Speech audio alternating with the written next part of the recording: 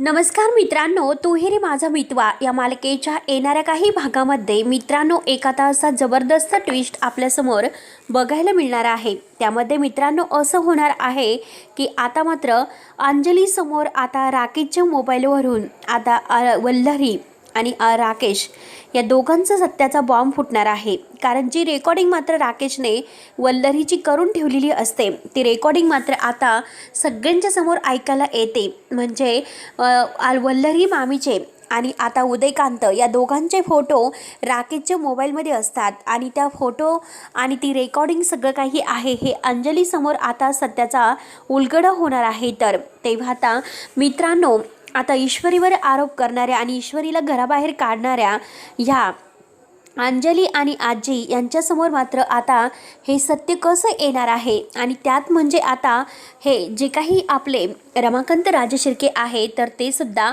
उदयकांतची गचंडी धरून मात्र आता उदयकांतला तेथे घरात कसं घेऊन येतात आणि अर्णव ह्या सगळ्यामध्ये आता आपल्या बाबांची कशी मदत करतो, उदयकांतला पुन्हा एकदा पापाची शिक्षा कशी देतो हे आपण ह्या व्हिडिओमध्ये पाहणार आहोत।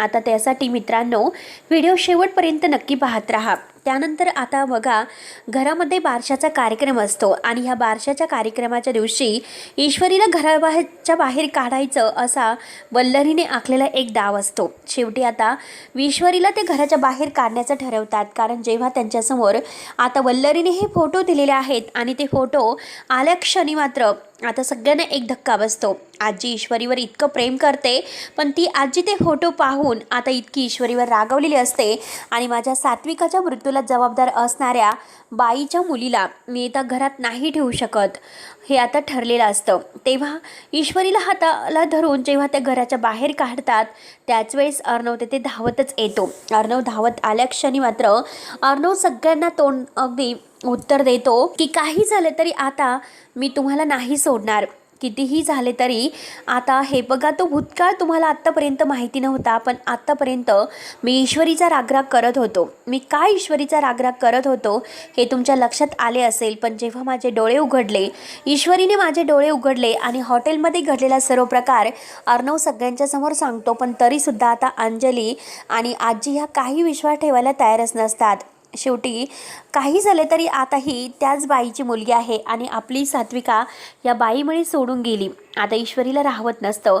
अर्णव ईश्वरीला जवळ घेतो। ईश्वरी खूप रडत असते कारण अंजली ताईंचा तर माझ्याविषयी गैरसमज झालेलाच होता पण आज हे जे काही झालेलं आहे आजींनी सुद्धा मला त्यांची नातसून म्हणून इतकं प्रेमाने स्वीकारले होते आणि तरीसुद्धा आज आजींनी माझ्यावर अविश्वास दाखवला। मग अर्णव सर तुम्हाला कळतं का आता हे फोटो आहे तर ते फोटो घरातील सगळ्यांच्या समोर आलेच कसे? ह्याच घरातील ती बाई आहे की त्या बाईने हे फोटो सगळ्यांच्या समोर पाठवलेले आहेत आणि सगळ्यांच्या समोर घरातीलच सगळ्यांच्या समोर हे फोटो येऊच कसे शकतात आणि मला सुद्धा हा फोटो आपल्या घरातच सापडला होता। मग आता हे तुम्हाला ओळखतं का नक्की काय आहे? आणि त्याच वेळेस तेथे आता रमाकांत राजशिर्के हे उदयकांतला गचंडी धरून घेऊन आलेलं असतो आणि उदयकांत आता जेव्हा येतो तेव्हा वल्लरीचं पूर्ण काही पाप मात्र सगळ्यांच्या समोर तो मांडतो। हे करणारी फक्त वल्लरी आहे आणि हिनेच हे सर्व करण्यासाठी सांगितले होते कारण हिला सर्व प्रॉपर्टीची मालकीण व्हायची होती म्हणून तिने अर्णवच्या आईवडिलांना उद्ध्वस्त केलं। सात्विकानं म्हणजे रमाकांत राजशिर्के यांना बदनाम केलं आणि मला सुद्धा राजकारणामध्ये रमाकांतला हरवायचं होतं आणि त्यासाठी मी ह्या वल्लरीची मदत केली। हे सगळं काही झालेला प्रकार आहे तर उदयकांत सगळ्यांच्या समोर सांगतो। त्यानंतर मात्र आता अंजली रूममध्ये जाते। अंजलीला फार टेन्शन येते कारण बाळ रडत आहे म्हणून अंजली मात्र मोबाईलमध्ये आता बाळासाठी गाणं लावते आणि त्याच वेळेस आता जेव्हा ते गाणं लावते तर तो राकेशचा मोबाईल असतो। राकेशचा मोबाईल अंजलीकडे असतो कारण राकेशला वारंवार फोन येतात म्हणून राकेशने अंजलीकडे फोन दिलेला असतो की हे बघा मला आत्ता ह्या फोनची काही गरज नाही त्यामुळे हा फोन तुमच्याकडेच राहून द्या, एकतर मला वकिलीसाठी खूप काही फोन येतात आणि ते फोन मला घेता येत नाही, मला माझी ओळख पटवून देता येत नाही, त्यामुळे हे फोन मला नको आहे म्हणून त्याने तो मोबाईल आता अंजलीकडे दिलेला असतो. म्हणून आता अंजली जेव्हा बाळाला ते गाणं लावत असते आणि त्याच वेळेस ती रेकॉर्डिंग आहे ती पूर्णपणे ओपन होते. आता रेकॉर्डिंगमध्ये वल्लरी उदयकांतशी जे काही बोलत आहे ते सगळं आता अंजलीने ऐकलेलं असतं आणि त्याच वेळेस ती जेव्हा मोबाईल उचलते तर त्यात गॅलरीमध्ये तिला ते फोटोसुद्धा सापडतात. आता ते फोटो बघितल्या क्षणी आता अंजलीला फार मोठा धक्का बसतो. म्हणजे ईश्वरी दोषी नाही आणि ईश्वरीची आईसुद्धा दोषी नाही, हे कारस्थान करणारी मामी आहे. आता मामीने हे सर्व केले म्हणून अंजलीला फार वाईट वाटतं. आपण ईश्वरीला चुकीचं मानलं, ईश्वरी कधीही चुकीचं नाही.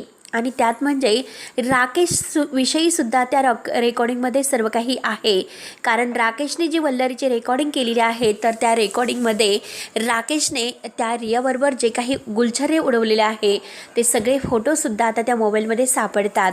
अंजलीला फार मोठा धक्का बसतो, कारण आपण आपल्या अर्णव आणि ईश्वरीसारख्या मायेने आपल्याला जवळ करणाऱ्या इतक्या चांगल्या भावाला आणि आपल्या भावाच्या बायकोवर आपण इतके आरोप केलेत. आपल्याला लाज वाटायला हवी होती. खरंच आपण हे असं करायला नको होतं. एकदा त्यांच्यावर विश्वास ठेवायला हवा होता.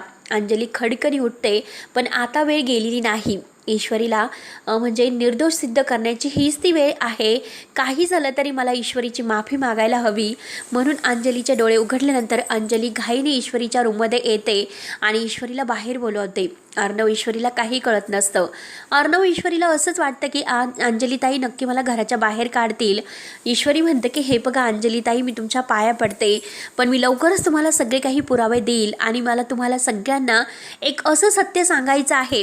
ते सत्य असं आहे की जे तुमचे बाबा आहेत रमाकांत राजशिर्के ते जिवंत आहेत. आणि जिवंत आहे असं म्हटल्यानंतर सगळ्यांना एक प्रकारचा मोठा धक्का बसतो, कारण आपले बाबा जिवंत आहे असा एक आनंदाचा धक्का मात्र सगळ्यांना बसलेला असतो. ईश्वरी आता इतकी जे सत्य सांगते तर त्या सत्याने मात्र राजशिर्के कुटुंब पूर्णपणे हादरले जाते. आता अंजली म्हणते की ईश्वरी तू काय बोलतेस. आता अर्णवसुद्धा म्हणतो की मी सिंदूर तू काय बोलतेस, बाबा जिवंत आहे. ईश्वरी म्हणते की हो. आणि बाबाबद्दल आता जेव्हा तिची भेट झालेली आहे ते सर्व काही ती आता सांगते. आणि त्याच वेळी सुप्रिया रमाकांतला घेऊन तेथे आलेली आहे आणि रमाकांत हा उदयकांतची गचंडी धरत तेथे घेऊन येतो. आणि उदयकांतने आता सगळ्यांच्या समोर पुरावा दिलेला असतो की वल्लरीनेच मात्र मागे ईश्वरीला संपवण्याचा प्लॅन केला होता. गुंड पाठवून वल्लरीने ईश्वरीला मारण्याचा प्लॅन केला होता. आणि ईश्वरी आता शुद्धीवर आलेली आहे, त्यामुळे मात्र ईश्वरी सर्व काही खरं आहे ते सांगू शकते. तिला मारण्याचा प्लॅन कोणी केलेला आहे. उदयकांत सगळ्यांची माफी मागत असतो, रमाकांतच्या पाया पडतो. पण काही झालं तरी आता रमाकांत आणि अर्णव कोणीही त्याला माफ करायला तयार नसतात, कारण सात्विका आज त्यांच्यामुळे त्यांना हे जग सोडून गेलेले असते. म्हणून सगळ्यांना आता वाईट वाटत असतं की आपली सात्विका ताई आज असायला हवी होती. आजीच्या डोळ्यात पाणी येते. आजी म्हणते की ईशू मला माफ कर, मी तुला ओळखण्यात चुकले, मला आता जी काही शिक्षा तुला द्यायची असेल ती देऊ शकते. अंजली सुद्धा म्हणते की हो ईश्वरी, मी तर तुझ्या शिक्षेच्या लायकीचीच आहे. काही झालं तरी तू माझ्या मुलीवर इतकं मनापासून प्रेम करत होती आणि तुझ्या प्रेमावर संशय घेतला. माझ्या चिंटूला खरंच आणि माझ्या चिंटूला मी काय काय वाटेल ते बोलले. आज मात्र माझे डोळे उघडले, परंतु आता मी राकेशला काही बोलू शकत नाही, कारण त्यांची याददाश्त गेलेली आहे. त्यांना काही आठवतं की नाही हे मी सांगू शकत नाही. पण आज मोबाईलमध्ये मला जो भयानक सत्याचा पुरावा मिळालेला आहे आणि त्यानुसार मी सांगू शकते की ईश्वरी आणि ईश्वरीची आई निर्दोष आहे, त्यांनी काही केलेलं नाही. आणि तो व्हिडिओ आणि ते फोटो सगळे काही अंजली आता सगळ्यांच्या समोर दाखवते. आणि एका सत्याचा आणखीनच मोठा बॉम्ब फुटतो की ह्या सगळ्यामध्ये उदयकांतने आणि वल्लरीने एकत्र येऊन या सात्विका आणि रमाकांत यांचा संसार मोडण्याचा प्रयत्न केला. आणि ईश्वरीच्या जीवावर सुद्धा ते उठलेले आहेत. ईश्वरीला सुद्धा मारण्याचा प्रयत्न त्यांनी केलेला असतो. पण ईश्वरीच्या या जीवघेण्या हल्ल्यावर मात्र काही झालं तर यांना जेलची शिक्षा व्हायलाच हवी.